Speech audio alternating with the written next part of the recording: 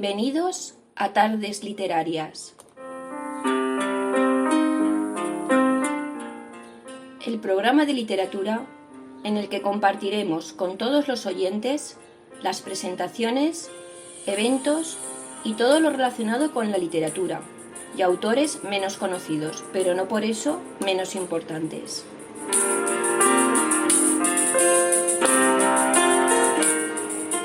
Presentado por Lute Pérez, todos los domingos a las 7 de la tarde, en Radio Sapiens.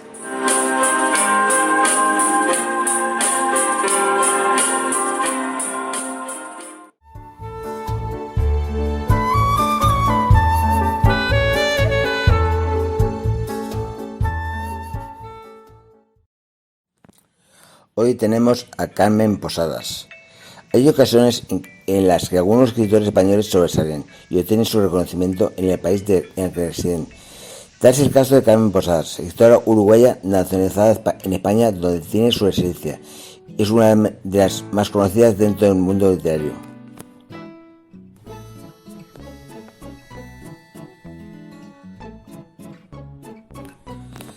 Pero ¿quién es Carmen Posadas? ¿Qué libros ha escrito?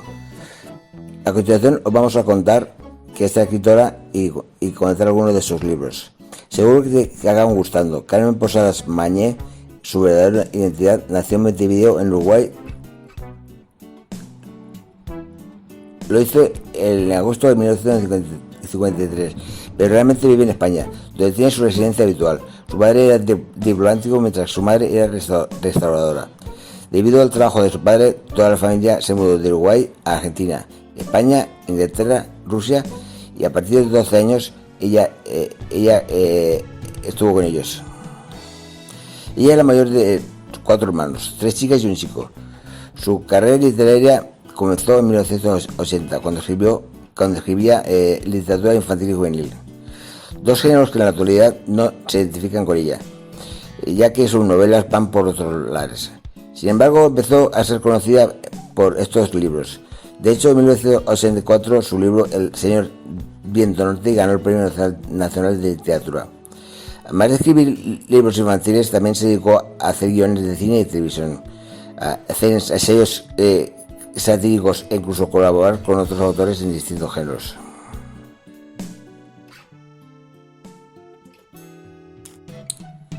Conforme avanzaban los años, también lo hacía el número de libros de Carmen Posadas. Y es que en 1991 publicó un nuevo ensayo, ¿Quién te ha visto y quién te ve? En 1995 la novela 5 moscas azules. En 1997 nada es lo que parece, que es una colección de cuentos. O en 1998 Pequeñas infamias, con el que ganó el Premio Planeta. 1999 fue un año fatídico para la escritora, ya que en apenas 2 meses de diferencia perdió tanto a su padre como a su marido, Mariano Rubio. Poco a poco fue recuperándose y su pluma cambió hacia un registro más adulto. Y es que los libros que empezó a publicar ya no eran tanto para un público infantil o juvenil, sino para un adulto. De hecho, en 2001, con La Bella, Otero consiguió una adaptación al cine. A pesar de que Carmen Posadas se ha ido dedicando más al género de novela de adultos, ella siempre tiene un hueco para sacar cuentos infantiles. El último de ellos es mi primer libro sobre el Machado, de 2009. Por su parte, en novelas, la última publicada es La leyenda de la peregrina, en 2020. En cuanto a premios literarios, tiene en su haber una bella colección. Podemos destacar el Premio Planeta de 1998, el Premio de Cultura de la Comunidad de Madrid de 2008 y el Premio Boissier El Cowat de novela gastronómica francesa en 2014.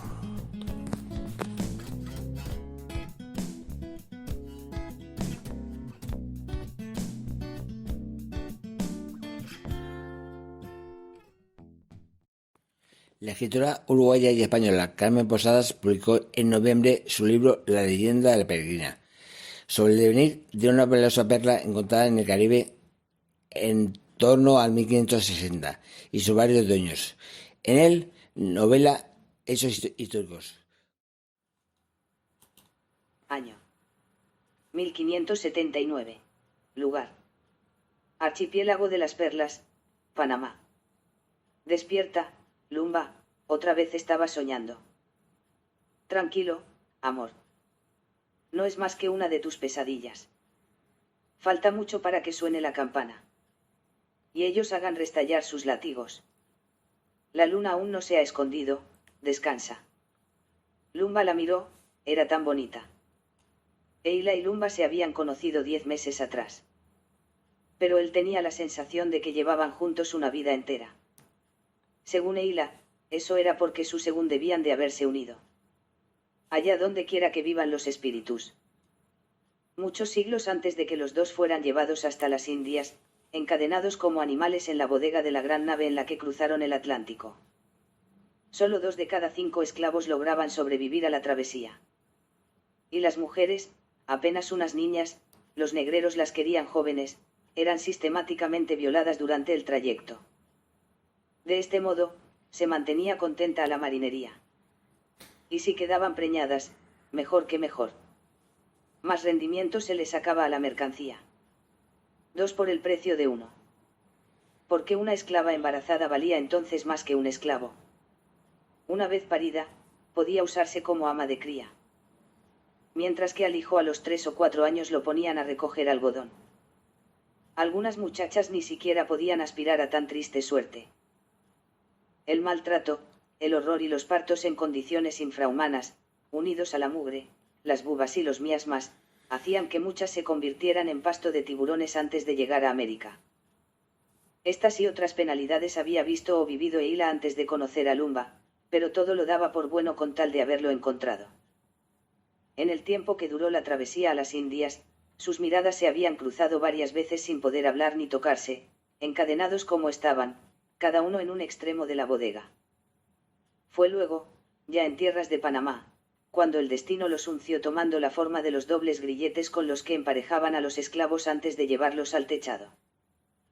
Tal era el nombre que los blancos daban a una especie de chamizo bajo y sin paredes situado en una zona especialmente bulliciosa del puerto. Allí los exhibían a los compradores, mojados como si fueran relucientes caballos y completamente desnudos. Miren aquí, sus mercedes, un negro de unos 16 años sano y sin tachas. Ahora una negra conga de unos 15 años con todos sus dientes y preñada. O esta recién parida y su cría. Las dos sanas y hermosas.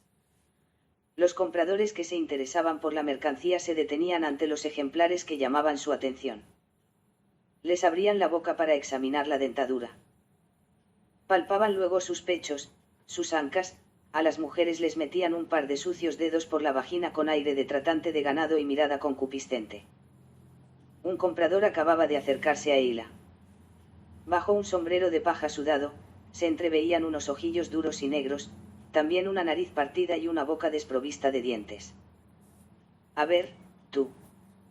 Da un paso al frente, ordenó, iniciando la rutinaria inspección. Eila cerró los ojos y los mantuvo apretados todo el tiempo que duró el ultraje.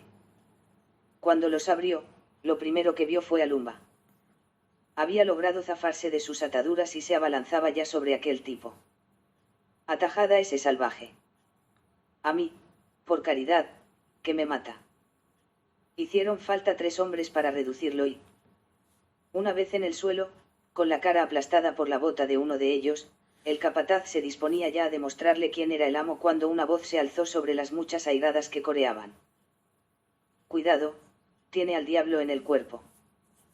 Matadlo, votó a Dios. Acabad con él. Un negro así solo trae problemas. Yo lo quiero. Como dice vuestra merced. He dicho que quiero comprar ese esclavo. Quien así hablaba era un hombre de baja estatura y hechuras de barrica, calvo y con unos pies demasiado grandes para su tamaño. Aún así, una extraña autoridad emanaba de sus ojos, que eran claros, transparentes. También la quiero a ella, añadió, señalando a Eila. Espero que me ajustéis un buen precio. Me da a mí, sonrió, dejando al descubierto una dentadura inesperadamente blanca y perfecta, que os hago un favor aligerándoos de 2 problemas. ¿Cómo te llamas?, preguntó, dirigiéndose a Lumba, que, ensangrentado y maltrecho, intentaba ponerse de pie. Y luego añadió. ¿Sabes nadar, muchacho? Mi nombre Lumba, para servirle, respondió él en el rudimentario portugués entreverado con español que había logrado captar durante la travesía. Y sí, sé nadar, señor, yo crecer junto a gran río. Ella igual, aseveró, mirando a Eila sin saber si era cierto lo que afirmaba. Chico listo. Me da a mí que es de los que aprenden sin que se le enseñe. Es justo lo que necesito. No se fíe su merced, que los avispados son los peores, intervino otro de los vendedores. Mire, en cambio, este salvaje que aquí tengo. Alto como una torre, duro como el pedernal y con el cerebro de un mosquito, con él no tendrá cuitas. Los quiero a ellos dos, insistió el comprador. ¿Cuánto pedís por la pareja? Puedo preguntar qué uso piensa su merced dar a los salvajes. Así podré aconsejarle sobre otros ejemplares que le convengan, sonrió aquel tipo, viendo posibilidades de hacer más negocio. ¿Los quiere para carga, para uso doméstico, para recoger algodón, quizá? El caballero no vio oportuno responder a sus preguntas. Pagó sin regatear el dinero que pedían por Lumba y Eila y luego ordenó al vendedor que cubriera sus desnudeces. Ningún ser humano merece ser exhibido como un animal, dijo mientras él mismo ayudaba a Eila a ponerse la rústica camisola que le brindó. Muy a regañadientes, otro de los negreros, una que apenas servía para tapar sus vergüenzas. ¿Quién demonios es este tipo y qué carajo se ha creído?, comentó el segundo de los capataces al tiempo que recogía del suelo su látigo y golpeaba con él la caña de sus botas. Pero también esa pregunta habría de quedar sin respuesta. L Ediciones. Somos la editorial especializada en la edición y publicación de libros y novelas. Tenemos una amplia experiencia en el sector editorial y conocemos a la perfección el proceso de publicación de cualquier libro. En L Ediciones podemos hacer tiradas desde 30 y hasta 5.000 ejemplares a un precio más reducido que el que ofrecen en las imprentas convencionales. Si tienes una obra y quieres un presupuesto sin compromiso, contacta con nosotros. lediciones@lediciones.es, www.lediciones.es, WhatsApp 665-559862. Somos tu editorial de autopublicación.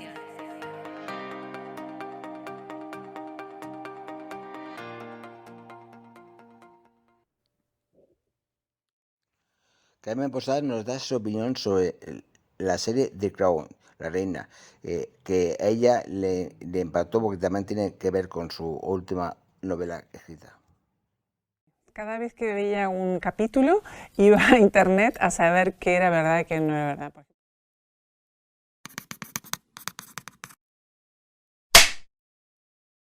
Y me ha interesado muchísimo porque yo he vivido en Inglaterra mucha parte de mi vida y entonces, bueno, tanto cuando habla de la reina Isabel al principio, yo qué sé, los años 60, todo eso lo he vivido y también los años 80, o sea que para mí era casi un viaje en el tiempo. Creo que la corona británica sabemos casi todo sobre ella, o por lo menos tenemos la sensación de saberlo, que no es lo mismo. Era muy interesante ver cómo yo lo había vivido a través de las revistas, o a través de los periódicos, y cómo lo retrata la serie. Two women running the shop. That's the last thing this country needs. Perhaps that's precisely what this country needs. Está tan bien hecha, no solamente desde el punto de vista de los actores que son extraordinarios, han elegido los mejores sin duda, sino la recreación, o sea, por ejemplo, el traje que llevaba Jackie Kennedy cuando fue a ver a la reina de Inglaterra, y es exacto el traje que llevaba Jackie Kennedy. It's like royalty. Well, very funny. Her Majesty. Mrs. Kennedy. Para mí Peter Morgan es Dios, o sea, me parece un absoluto genio, me encantaría tener la mitad de su talento. Él dice que ha intentado ceñirse lo más posible a la realidad. Pero obviamente los diálogos son inventados y lo que da la sensación de realidad es lo que se dice. Y entonces está bastante claro, por ejemplo, que está de parte de Lady Di y no de parte del príncipe Carlos, ¿no? Yo el príncipe Carlos no le tengo mucha simpatía porque lo conocí, es verdad que me pareció un idiota. Yo como lectora de novelas no me gusta que me cuenten mentiras y tampoco las cuento. Entonces, a pesar de que había algunas historias, leyendas alrededor de la peregrina que no eran ciertas, me he tenido que refrenar y no las he contado. Todo lo que sale en ese libro es verdad.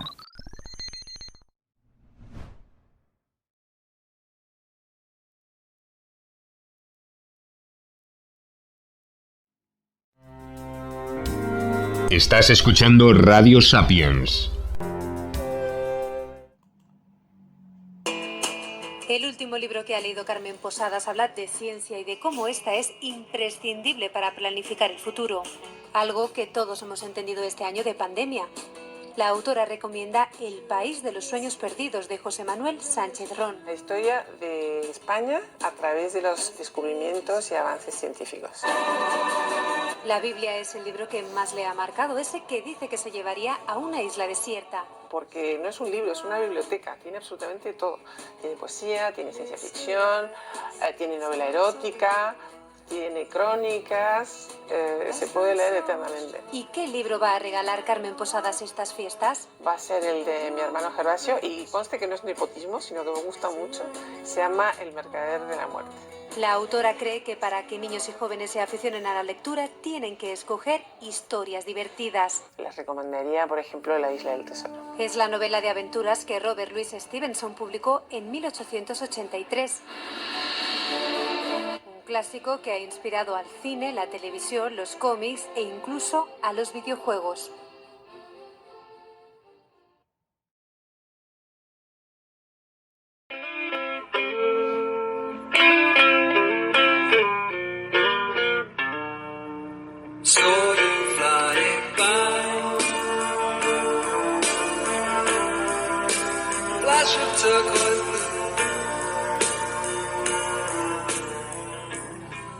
Aquí ya comenzó la sección Cine y Literatura con Marisol Zafra.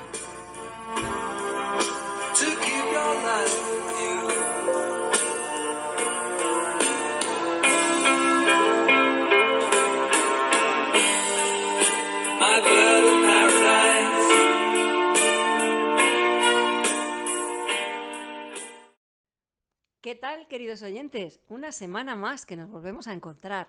Esto quiere decir que nuestro trabajo se está haciendo bien. Bueno, ya saben ustedes que cada semana tenemos un escritor, una escritora, un personaje conocido o no conocido. Pero vamos dando voz para que sean conocidos también. Esta semana vamos a contar con una persona muy conocida. Esto es un honor muy grande para mí y para, bueno, pues para el director de este espacio, que es Lute Pérez, y que debo dar mucho las gracias por darme esta oportunidad de hacer esta entrevista. Estoy hablando de la escritora Carmen Posadas. Es alguien muy grande que todos los que nos gustan las letras, nos gusta leer, la conocemos de sobra. Por eso no voy a entretenerme más y vamos a darle la bienvenida como se merece. Bienvenida, Carmen Posadas, ni más ni menos, señores. Es un orgullo para mí y un honor y un placer el que estés aquí. Orgullo para mí porque era impensable como escritora amateur que, bueno, el conductor de este espacio literario, Lute Pérez, me diese esta oportunidad, a la cual le agradezco muchísimo. Y a ti, pues, Carmen, también te doy las gracias porque me has hecho muy feliz haciendo esta entrevista. Bueno, pues espero que te sientas cómoda y vamos a comenzar porque estamos deseando, tanto pues yo como los oyentes, a escucharte a ti.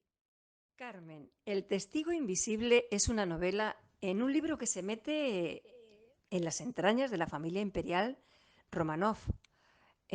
¿Cuál es el motivo que te lleva a escribir esta novela? Yo tenía una asignatura pendiente con Rusia porque yo me casé en Moscú en el año 72 y mis padres vivieron ahí 4 años. Mi padre era diplomático, estaba embajador en Moscú, mi hermana habla ruso muy bien, papá también, yo no, lamentablemente, me encantaría, y siempre pensé que iba a escribir tarde o temprano algo sobre Rusia. Y de repente apareció este personaje que se llama Leonid Sednev, que existió y que fue la única persona que salió viva de la casa en la que mataron a los Romanov.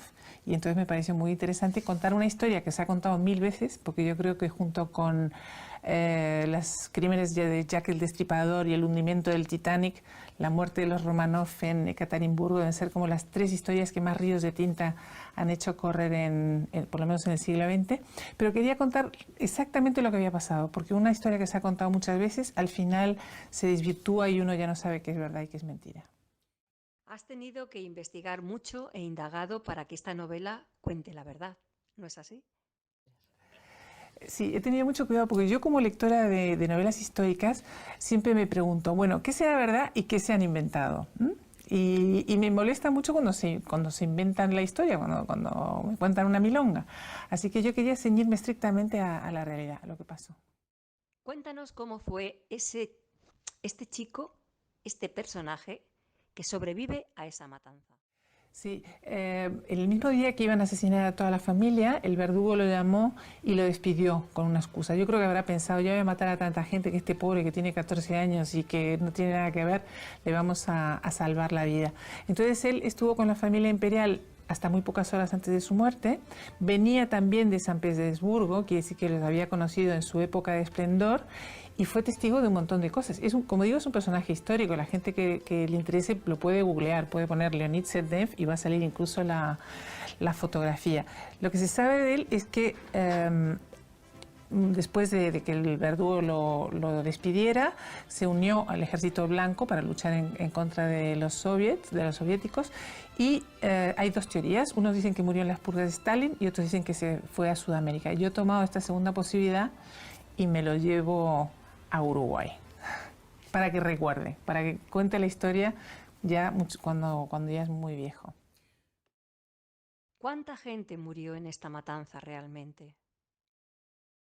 Sí, junto a la familia Romanov murieron el médico, el doctor Botkin, murió el ayuda de cámara del zar, el cocinero y la doncella de la zarina.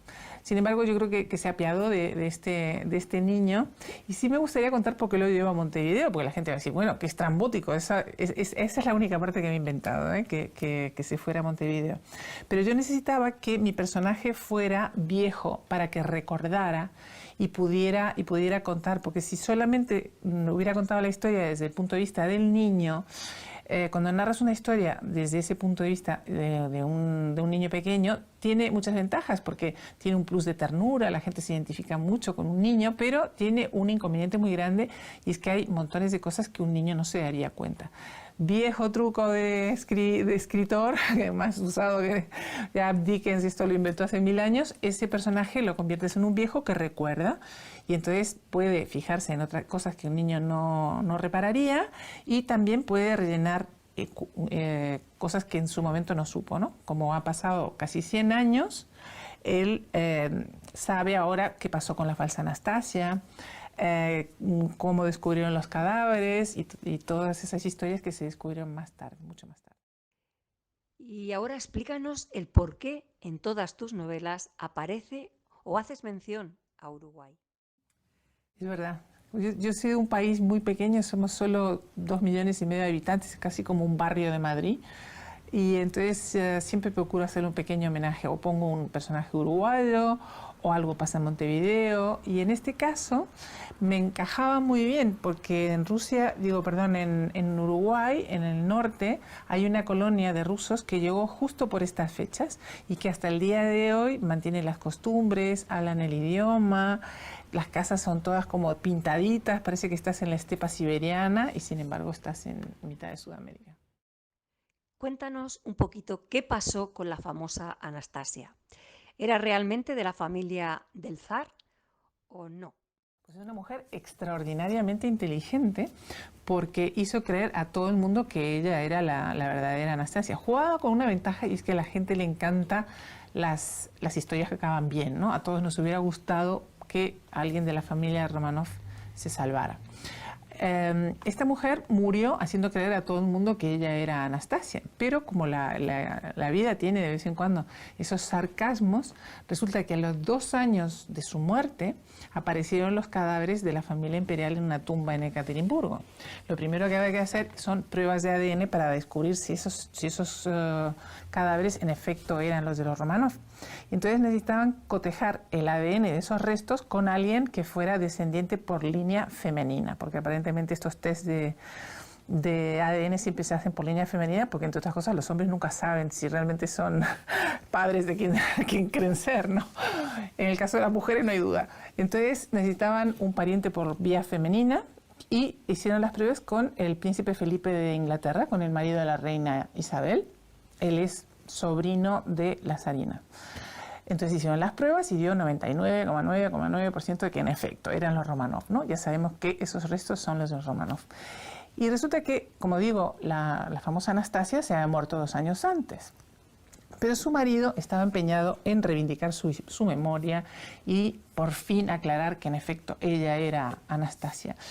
Y entonces tú dirás, ¿cómo se puede cotejar el ADN de una persona muerta? Bueno, pues este señor, el marido, había guardado, porque en Estados Unidos cuando te operan de algo, de apendicitis, de vesícula, de lo que sea, es obligatorio mantener un trozo de ese tejido, ¿no? Está en un banco en el hospital. Entonces él se hizo con ese ADN, entonces ya tenemos el ADN de Anna Anderson, que así se llamaba, y lo cotejaron con los Romanov y dio 99,9% de que no tenía absolutamente nada que ver. Fíjate qué sarcasmo, que si el marido no se hubiera empeñado en hacer este test, probablemente ahora estaríamos pensando que en efecto ella era Anastasia. Ahora sabemos que no. Además, también nos cuentas la historia de cómo y quién mató a Rasputín. ¿Esta historia es real? La muerte de Rasputín la contó su asesino. Normalmente cuando un asesino cuenta cómo mató a alguien te lo crees, ¿no? Pues ya que está haciendo una confesión. Bueno, el príncipe Yusupov, que fue uno de los que participó en esta conjura, escribió sus memorias y entonces contó una historia muy rocambolesca, que él había invitado a Rasputín a tomar el té a su casa y que entonces le había dado unos pasteles envenenados y no se moría, y después le había dado un vino también envenenado y no se moría, y después le había pegado 2 tiros y cuando subió a buscar a sus amigos para deshacerse del cadáver, resulta que el cadáver corría por el jardín del palacio y ya salía huyendo, entonces le volvieron a pegar 2 tiros, lo envolvieron en una alfombra y lo tiraron al Neva, ¿no? Eso es lo que contó Rasputín. Ahora sabemos que no fue exactamente así. Sabemos que los servicios secretos británicos intervinieron en la muerte de Rasputín. Tú dirás, ¿por qué? Bueno, porque había una muy buena razón, y es que Rasputín tenía mucho ascendente sobre la familia imperial, ¿no? Sobre la zarina y también sobre el zar. Y el zar estaba metido en plena Primera Guerra Mundial. Rasputín, que era un hombre muy inteligente, muy analfabeto, pero muy inteligente, siempre le dijo al zar que aquello era una catástrofe. Los servicios secretos británicos sabían que si los rusos salían de la guerra, hacían la paz con los alemanes, entonces todo el ejército que estaba volcado sobre el frente ruso se iba a quedar libre y se iba a volcar sobre Europa, y entonces los aliados iban a perder la guerra. Era muy importante que Rusia siguiera en esta contienda. Y entonces, todo eso que te estoy contando se sabe porque los servicios secretos desclasifican papeles al cabo de 50, 75 y 100 años, ¿no? Pues a los 75 años dijeron que en efecto habían tomado parte en esta conjura, y no lo voy a contar cómo porque es la parte más interesante del libro, pero tiene mucho sentido y es muy, muy novelesca la historia. Y ahora cuéntanos un poquito esa anécdota en la Plaza Roja de Moscú. Mi madre, cuando se acuerda de esto, casi me mata en su momento, y ahora también. Bueno, resulta que yo me casé en Rusia en el año 72. Era la época soviética. Me casé en un sitio que se llama Las Colinas de Lenin. Y después me fui a sacar fotos con mi marido a la Plaza Roja. Entonces, si tú vas a la Plaza Roja, ahí está el mausoleo con el cuerpo de Lenin, ¿no? Y siempre hay una cola muy larga, no sé si ahora sigue habiéndola, pero en su momento era una cola larguísima. Y basta que haya una cola en un sitio para que tú quieras verlo, pero claro, en las veces que había ido me daba mucha pereza hacer esa cola.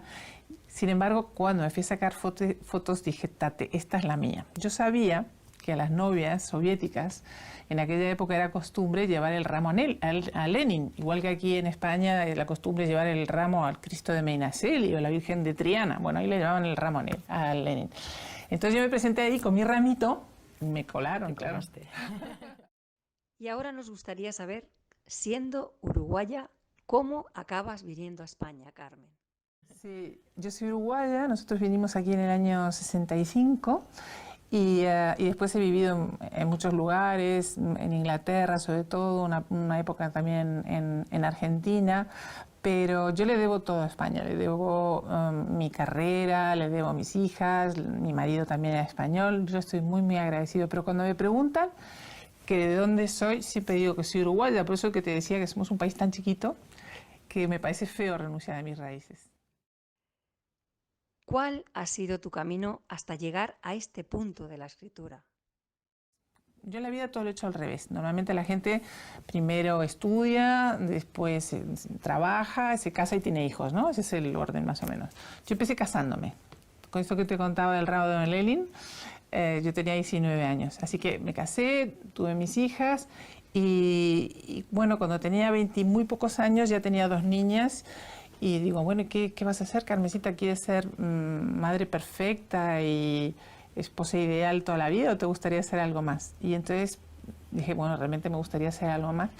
Pero claro, nunca había ido a la universidad. Y entonces empecé a escribir, porque me metí en un taller de escritura y me daba vergüenza publicar por eso, porque como no había ido a la universidad pensaba que no estaba suficientemente preparada para escribir. Empecé escribiendo para niños, creyendo que era más fácil. Mentira, escribir para niños es muy difícil, pero es un magnífico banco de pruebas para un escritor. Así que yo creo que quien sabe mantener la atención de un niño, seguro que sabe mantener la atención de un adulto. Cuéntanos, Carmen, ¿qué ocurrió después del Premio Planeta? Bueno, fue un gran cambio, porque yo antes de este premio estaba traducida a 3, 4 idiomas, ahora estoy traducida a 23, el ruso también, justamente, al chino, al coreano. Se lo debo al premio, sin duda. Para mí ha sido un gran espaldarazo y ahora soy jurado del premio desde hace como 10 años. Entonces he visto el premio desde el lado, de los 2 lados del mostrador. Además de todo lo que estás haciendo, sabemos los que te seguimos que tienes un taller de escritura, ¿no? Cuéntanos un poquito sobre esto. Sí, yo tengo con mi hermano Gervasio, tenemos una escuela de escritura por internet que se llama yoquieroescribir.com y estoy muy orgullosa porque ya llevamos como 3 años, hemos tenido más de 3.000 alumnos, muchos de ellos ya con su libro publicado. Escribir tiene una parte de talento, como todo en la vida, que lo tienes o no lo tienes, ¿no? Eso está claro. Por ejemplo, mi ilusión hubiera sido ser cantante de ópera, pero canto como una rana, no hay ninguna oportunidad, jamás, por mucho que lo intente, no conseguiría ser María Callas. Pero si tienes un mínimo talento, escribir tiene una parte de oficio también muy importante y eso sí se puede enseñar. Y es lo que nosotros hacemos en este taller. Cuando empezamos, yo empecé a ver los cursos que había, los escritores que enseñaban a escribir y cuando tú le preguntas a un escritor cuál es su técnica, contestan unas cosas esotéricas que yo soy del gremio y no entiendo nada. Entonces dije, bueno, realmente me parece a mí que los escritores son un poco como los cocineros, no te dan la receta, ¿no? Así que yo decidí que iba a hacer una pequeña traición al gremio de los escritores y contar la receta. Y es lo que hacemos en este taller. Carmen, ¿qué hace falta para ser un buen escritor? Bueno, yo creo que para escribir, aparte del talento, ¿no? Pongamos que ya tiene una mínima don para escribir, hay 2 cosas importantes. Una es una gran curiosidad, no se puede ser un escritor si tú no vas mirando la vida con ojos, ¿no? Haciéndote preguntas todo el tiempo, ¿no? ¿Por qué pasa tal cosa? O ¿qué pasaría si yo hiciera tal? O si aquella persona cruzara la calle o no cruzara la calle, ese tipo de cosas, ¿no? Y después ser un gran lector. Al final, los escritores pueden ser con más o menos bagaje cultural, con menos o más vivencias. Hay escritores que nunca han viajado, que, no sé, por ejemplo, Salgari escribía esas historias sensacionales de Sandokan mirando una pared blanca en el puerto de Génova. Y ahora, ¿podrías decirnos qué tipo de novela es la que más te gusta escribir o más te llama la atención para leer? A mí me gusta mucho la novela negra, la novela policíaca, por dos razones. Primero, porque permite hacer una radiografía de la sociedad. Con la excusa de que os voy a contar quién es el asesino, puedes retratar, hacer una sátira de la sociedad, un retrato psicológico de personajes, una especie de radiografía de cómo es la actualidad en ese momento. Y después a mí hay dos temas en la literatura, uno es el amor y otro es la muerte. El amor es el gran tema, pero bueno, ya, yo qué sé, ¿qué vas a decir sobre el amor? ¿No? Se ha dicho tantísimas cosas. Y el otro gran tema es la muerte. Y a mí me interesa mucho porque poner a los personajes al borde de la muerte o en peligro o lo que sea, ahí es donde todo el mundo hace que caigan las máscaras, ¿no? Todo el mundo estamos representando un papel, tú, yo, quien sea, ante los demás e incluso ante nosotros mismos. Pero cuando ya se acerca la muerte, ahí caen las máscaras. Y entonces es muy interesante mirar detrás de esas máscaras. Sé que eres una escritora que te gusta leer mucho, mucha prensa de sucesos. ¿Por qué? ¿Qué te lleva a tener esos gustos? A mí me interesa mucho el factor humano, por qué la gente hace las cosas que hace. Date cuenta que además de las páginas de sucesos han salido maravillosas novelas. Madame Bovary, por ejemplo, sale de la página de sucesos. El rojo y el negro de Stendhal pasa exactamente lo mismo. Y entonces el factor humano está detrás de todo. A mí, por ejemplo, hay una historia aquí en España que me llama mucho la atención, que son esos padres que mataron a una niña adoptada china, que no hay móvil, ahí no se sabe por qué, ¿no? Bueno, pues yo tengo todo tipo de teorías que no viene a cuento de por qué, ¿no? ¿Cómo se produce este crimen? Es muy, muy interesante. La naturaleza humana es lo más sorprendente, capaz de todo lo mejor y por supuesto, de todo lo peor también. A más de un personaje conocido o famoso, has matado en tus novelas, ¿no es cierto, Carmen? Es muy terapéutico, ¿sabes? Yo, por ejemplo, si me cae mal alguien, lo mato y además encima no te vas a la cárcel, es perfecto. En Juego de Niños y en casi todas tus novelas siempre hay un personaje que se parece a ti. ¿Cuál es la razón? En Juego de Niños es el personaje que más se parece a mí, ¿no? La narradora. ¿Ves? Esa novela también sale de una página de sucesos. Hace bastante tiempo aquí en España, dos chicos de familia adinerada, buenos estudiantes, guapos, todo lo que tú quieras, quemaron viva a una mendiga en un cajero. No sé si te acuerdas de ese caso. Bueno, muy bien. Entonces entrevistaban a los padres y estaban absolutamente asombrados, no sabían, o sea, primero, cómo les podría haber pasado a ellos, una familia que no era disfuncional, que todos se querían, que los niños tenían buenas notas en el colegio, que no daban problemas. Entonces yo me planteé dos cosas. Por un lado, ¿cómo es posible que no conozcas a la persona que más quieres en el mundo, que normalmente es un hijo? Y otra pregunta es, ¿qué haría yo si me enterara de que mi hijo ha cometido un crimen? ¿Qué haría? ¿Lo encubriría? Hice una pequeña encuesta y prácticamente todo el mundo dice que sí, que en efecto que encubrirían a un hijo, ¿no? Si se enteran que ha cometido un asesinato. Entonces me pareció muy interesante y es el punto de partida de Juego de Niños. Ahora, Carmen, cuéntanos cómo fueron tus inicios en la escritura. Eso sí, al principio yo, por ejemplo, nunca le dije a nadie que había escrito un libro. Hasta que aparecí con mi libro publicado, todo el mundo se quedó patidifuso.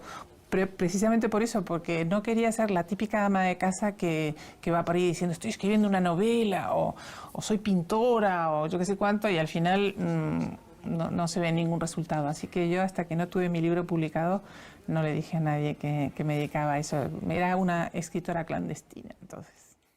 Tienes una vida bastante activa y no sé cuándo te da tiempo a escribir tanto y tan bien. Cuéntanos. Nadie me toma en serio. Entonces me decían cosas como, por ejemplo, bueno, pero tú que vas a tantos cócteles cuando escribes. Digo, bueno, según esa teoría, cuando escribía Proust, por ejemplo, que también le encantaban los cócteles, o Truman Capote, ¿no? Que era un magnífico escritor y estaba todo el día de juerga. Yo no me gustan mucho los cócteles. y además siempre he sido una persona muy introvertida, o sea que si he ido a algún cóctel, lo que hago es observar. Yo soy una gran observadora, más observadora que participante en la vida. Y por último, Carmen, ¿cómo ves a la España actual, tú que puedes pues verla o mirarla desde fuera al ser uruguaya? Y la ley del aborto, por ejemplo, ¿qué piensas tú como madre? A mí, yo como soy sudaca, veo las cosas un poquito desde fuera y me da la impresión de que España es demasiado autocrítica consigo misma. O sea, realmente ahora todo el mundo está dándose golpes de pecho, si somos un desastre, hemos vivido por encima de nuestras posibilidades, está lleno de corruptos. Todas esas cosas son verdad, pero yo creo que es importante cuando las cosas vienen mal dadas, es decir, bueno, ahora nos vamos a juntar todos y vamos a luchar y vamos a salir adelante. Yo creo que eso va a pasar y que hace falta un poquito de optimismo también, ¿no? Menos golpes de pecho y más decir qué puedo hacer yo. Eso que decía Kennedy, no te preguntes qué puede hacer tu país por ti, sino pregúntate qué puedes hacer tú por tu país. Creo que es una actitud muy positiva. Y sobre lo que me preguntabas de la ley del aborto, yo creo que incluso el PP no está muy conforme con esta ley del aborto y que van a tener que repensársela porque están tocando un tema muy sensible que con dos visiones completamente irreconciliables, ¿no? La gente está, por un lado, el derecho de la madre a decidir y por otro lado el derecho a la vida. Y entonces los que son partidarios del derecho a la vida nunca van a estar de acuerdo con la otra postura y entonces hay que encontrar un punto intermedio que se había encontrado con la ley anterior, ¿no? Entonces yo creo que hay cosas de la ley anterior que vale la pena retomar. Y como todo lo bueno se acaba, esta entrevista también ha llegado a su fin. Ha sido un placer, Carmen Posadas, en nuestro programa. Solo nos queda agradecerte muchísimo de mi parte, desde luego, porque ha sido un honor, un honor. Es un placer. Entrevistar yo como escritora amateur a una escritora de tu nivel. Muchas gracias por darme esta maravilla de no sé ni cómo decirlo, de regalo, porque esto es un regalo para todos. Gracias y hasta siempre.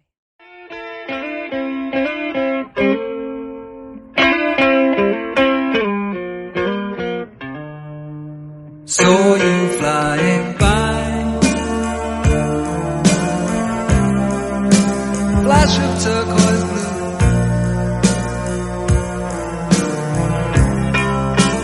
I just had to try to keep your love in view.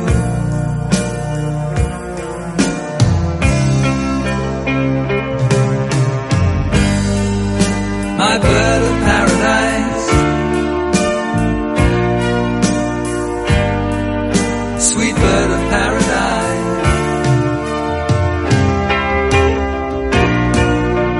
wish that I could fly. I'd be beside you now,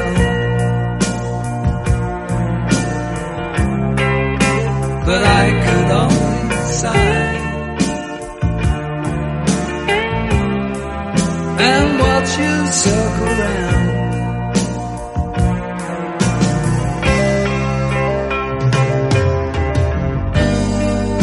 My bird of paradise, sweet bird of paradise, my bird of paradise, sweet bird of paradise.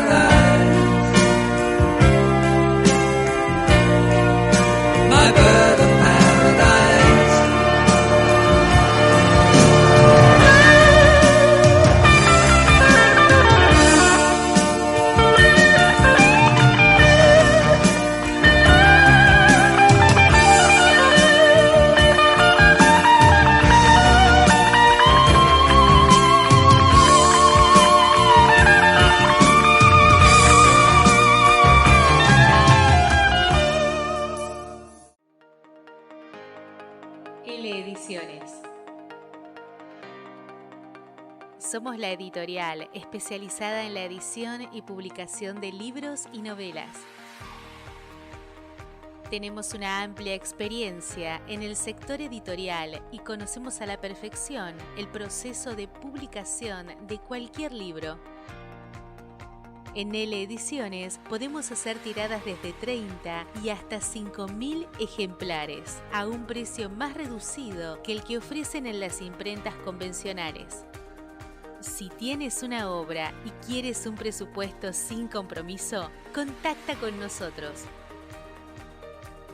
lediciones@lediciones.es, www.lediciones.es, WhatsApp 665559862. Somos tu editorial de autopublicación.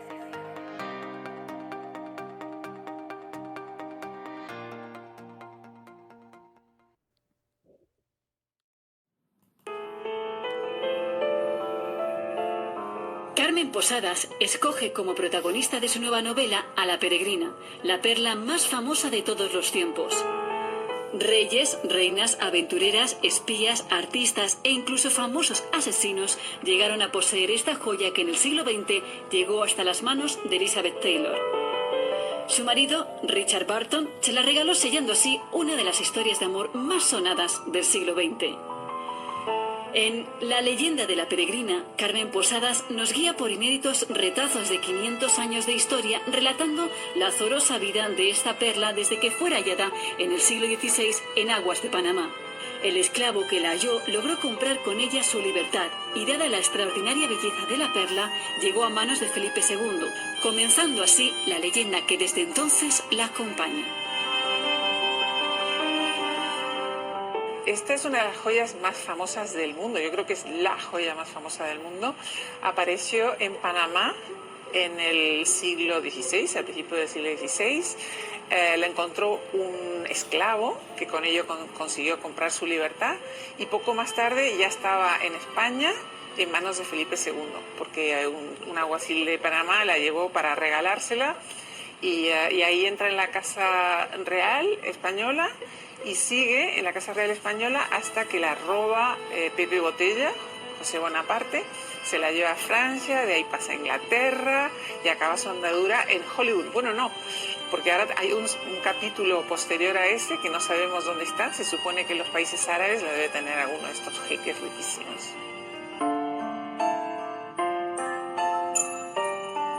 Yo creo que la perla peregrina llevaba mucho tiempo mirándome, porque de hecho está en montones de cuadros. Si uno va al Museo del Prado, al menos está retratada en 4 o 5 retratos de distintos personajes, reyes y reinas. O sea que yo creo que ella me llevaba mirando mucho tiempo.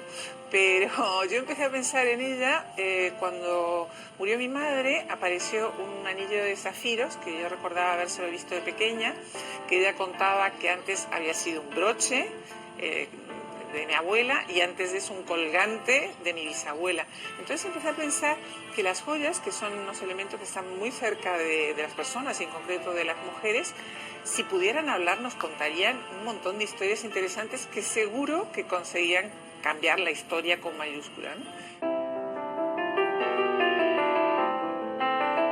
Se vendió por casi $9 millones en el año 2003, creo, y a partir de ahí ha desaparecido de la faz de la tierra. Lo único que he conseguido averiguar en la casa de subastas, que son muy discretos y no dan información, es que le ha comprado a alguien de Oriente Medio. Entonces no sabemos si lo tiene uno de estos jeques, si se lo ha regalado una de sus mujeres, pero yo estoy segura que tarde o temprano reaparecerá, porque la perla peregrina ha pasado por todos los avatares, ha sido robada, ha tenido que ser rescatada de un incendio, casi se la come el perro de Elizabeth Taylor, o sea que seguro que está preparando su reaparición. en este caso estoy hablando de 500 años de historia, ¿no? Entonces tengo que reconstruir cómo era la corte de Felipe II, al pasar por todos los Austrias, llegar a los Borbones. De los Borbones me voy a José Bonaparte, de José Bonaparte me voy a Napoleón III, de ahí me voy a la corte de la reina Victoria y de ahí salto a Hollywood. O sea que ha sido muy laborioso, pero por otro lado muy interesante. Cerramos con Carmen Posadas y Nagore Suárez.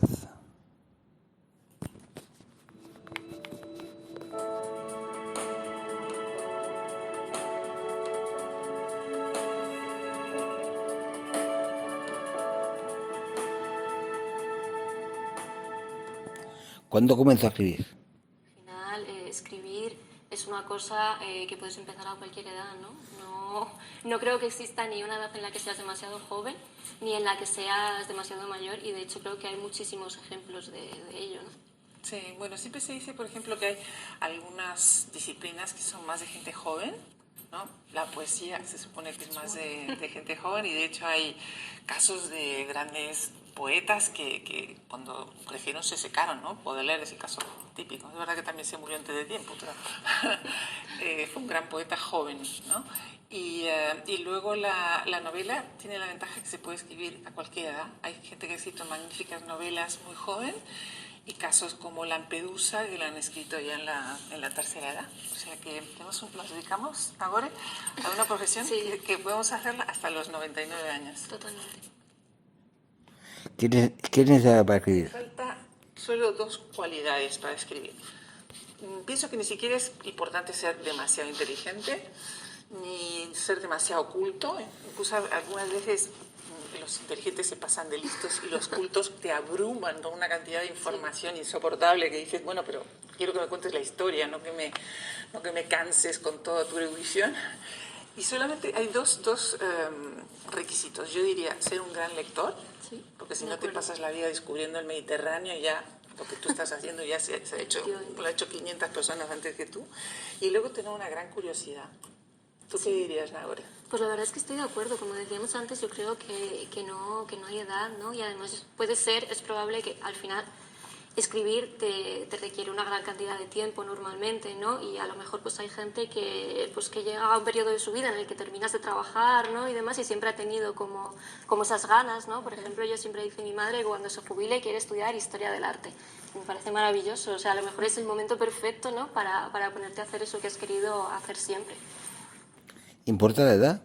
Bueno, yo creo que los escritores en general estamos pasando revalida con cada libro, pero da igual que tengas tu edad que tengas la mía. O sea, te van a juzgar por tu última novela. Si tu última novela no ha tenido éxito, da igual lo que has hecho antes, ¿no? Incluso hay personas, escritores que han tenido mucho éxito con un primer libro y luego se han bloqueado y a lo mejor no han vuelto a escribir nada, ¿no?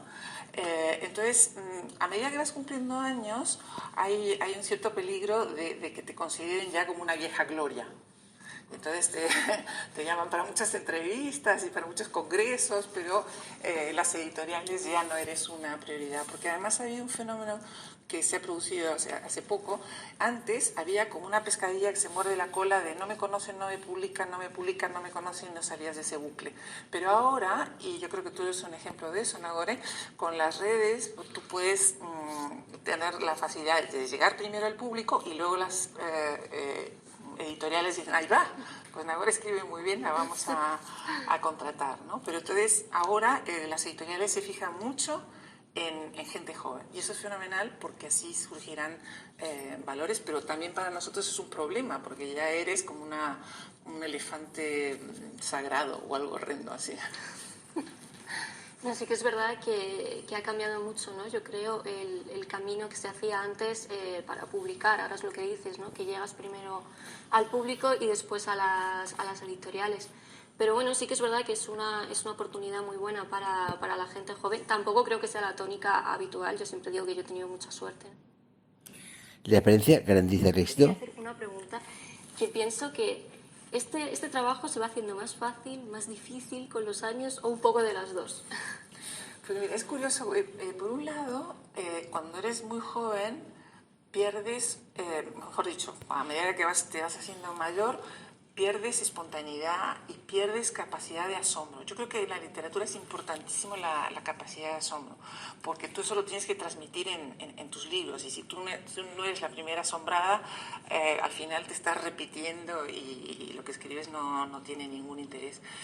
Y entonces lo que se pierde en espontaneidad y en capacidad de asombro lo puedes suplir con oficio. Lo que pasa es que es verdad que hay muchos escritores que ya han encontrado una fórmula, una formulita, y la repiten, y la repiten, y la repiten, y todos los libros son igual. Tomo nota. ¿Cómo empezar a escribir?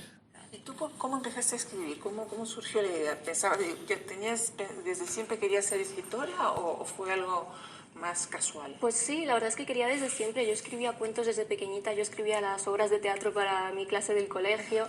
Y bueno, escribir una novela parece algo como lejano, ¿no? Y sobre todo como una tarea un poco inabarcable a veces. Pero bueno, yo tenía la historia pensada, llegó la oportunidad de la editorial y dije, pues esta es la mía, hay que aprovecharla.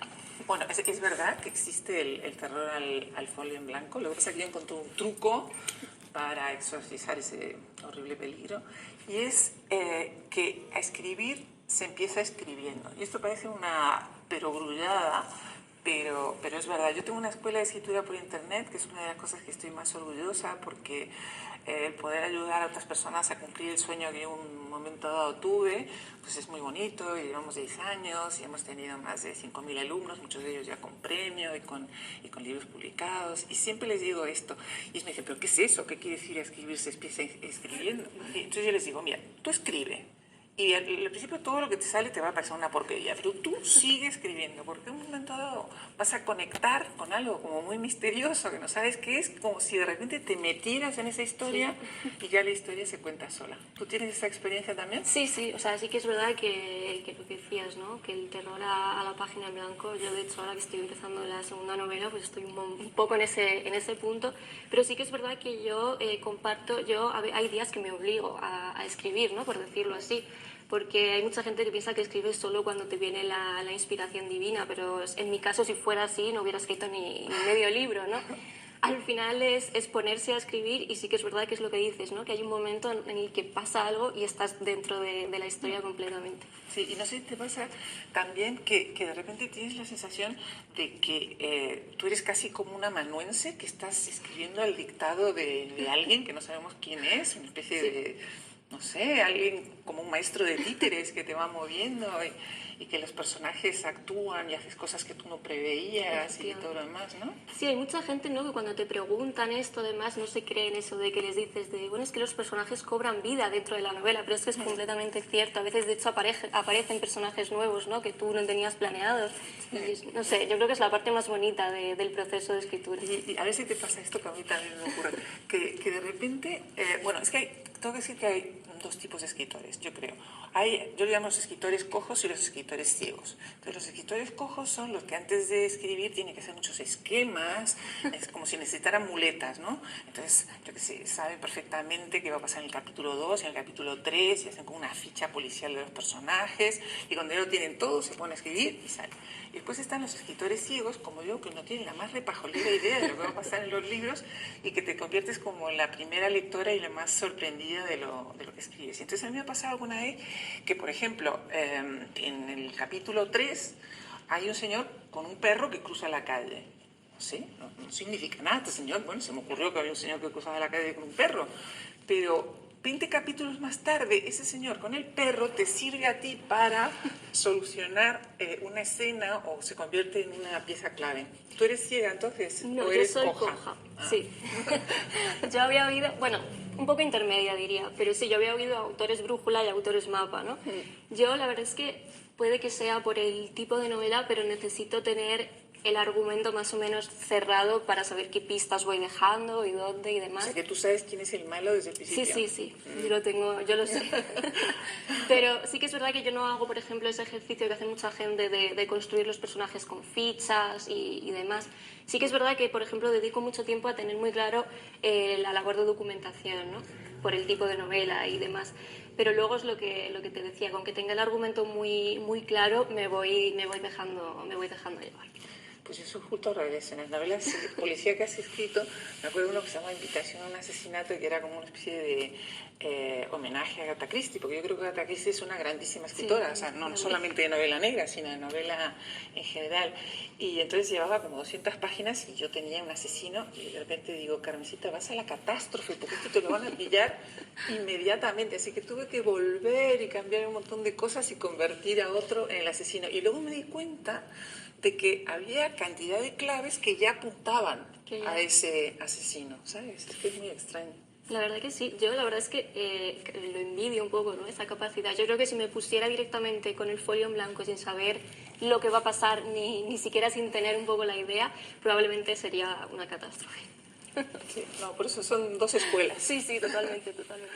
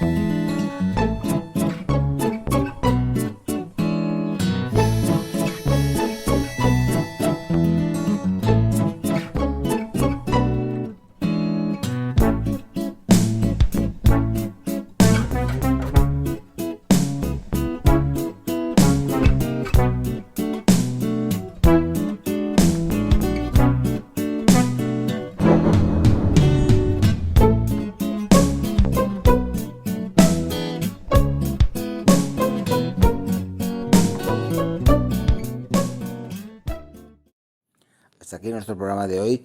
Quiero dar las gracias por estar a mi lado y quiero también dar las gracias a Dani Miralles por su canción para mi programa de radio.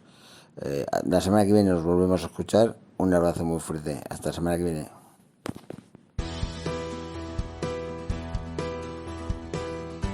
La cuarta revolución y la influencia en el ser. ¿Estamos preparados para la cuarta y quinta revolución industrial? La revolución industrial transformará las necesidades del mercado, los empleos y requerirá nuevas habilidades que exigen estar preparados. Integra infraestructuras y servicios inteligentes para mejorar la calidad de vida. Transforma la energía, el transporte, los servicios de salud, educación y ocio para ser productivos. Diseño y construcción con materiales sostenibles. La quinta revolución industrial se pregunta, ¿cómo podemos hacer un mundo mejor en lugar de solamente más eficiente o más productivo? Los expertos a escala mundial están tratando de encontrar una definición común de lo que será. Una de las más aceptadas es la de Genpact, que propone el momento en que las máquinas y los humanos se combinan en el sitio de trabajo. No solo afectará cómo las máquinas son usadas para crear productos, sino cómo vivimos en general. ¿Estamos preparados para la cuarta y quinta revolución industrial? Implica una mayor y estrecha colaboración entre las tecnologías inteligentes y los seres humanos, y no la sustitución de este último. Se espera la colaboración entre personas y tecnologías inteligentes. Todos los procesos se ejecutarán más rápido, las decisiones serán mejores y los resultados mucho mayores.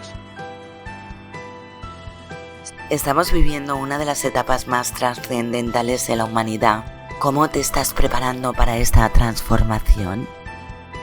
El debate estrella. La cuarta revolución y la influencia en el ser. Desde radiosapiens.es.